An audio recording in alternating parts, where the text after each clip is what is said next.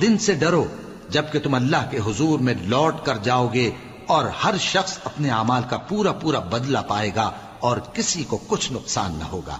مومنو، جب تم آپس میں کسی میعاد معین کے لیے قرض کا معاملہ کرنے لگو تو اس کو لکھ لیا کرو، اور لکھنے والا تم میں کسی کا نقصان نہ کرے بلکہ انصاف سے لکھے۔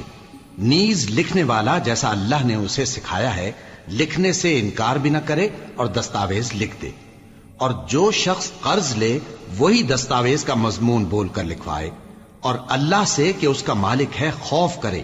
اور زر قرض میں سے کچھ کم نہ لکھوائے۔ اور اگر قرض لینے والا کم عقل یا ضعیف ہو یا مضمون لکھوانے کی قابلیت نہ رکھتا ہو تو جو اس کا ولی ہو وہ انصاف کے ساتھ مضمون لکھوائے، اور اپنے میں سے 2 مردوں کو ایسے معاملے کے گواہ کر لیا کرو، اور اگر 2 مرد نہ ہوں تو 1 مرد اور 2 عورتیں جن کو تم گواہ پسند کرو کافی ہیں،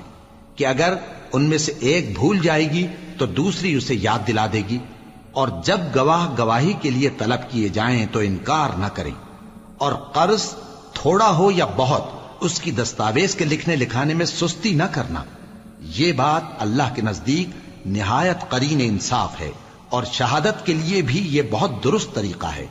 اس سے تم کو کسی طرح کا شک و شبہ بھی نہیں پڑے گا۔ ہاں، اگر سودا دست بدست ہو جو تم آپس میں لیتے دیتے ہو تو اگر ایسے معاملے کے دستاویز نہ لکھو تو تم پر کچھ گناہ نہیں۔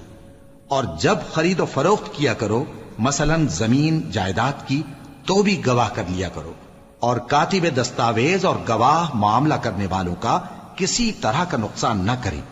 اگر تم لوگ ایسا کرو تو یہ تمہارے لیے گناہ کی بات ہے، اور اللہ سے ڈرو اور دیکھو کہ وہ تم کو کیسی مفید باتیں سکھاتا ہے، اور اللہ ہر چیز سے واقف ہے۔